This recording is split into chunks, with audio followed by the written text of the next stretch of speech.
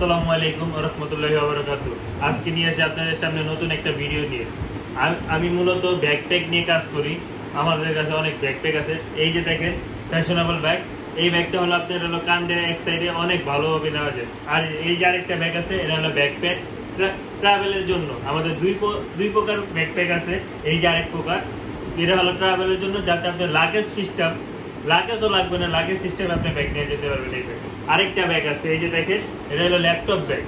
এই ল্যাপটপ ব্যাগে আপনারা হয়তো আপনার অফিসের কাজে, তারপর আপনার অফিসে বা কোনো একদিনের ট্যুরে বা 2 দিনের ট্যুরে যাওয়ার জন্য সামান্য কিছু ব্যাগ। আরেকটা আছে ব্যাগ, এই যে দেখেন নর্মাল ল্যাপটপ ব্যাগ, যেটা হলো আপনার যে অফিসে যাবতীয় কাজকর্ম বা দৈনন্দিন জীবনের জন্য যে ব্যাকপ্যাক দরকার, এই ব্যাকপ্যাক।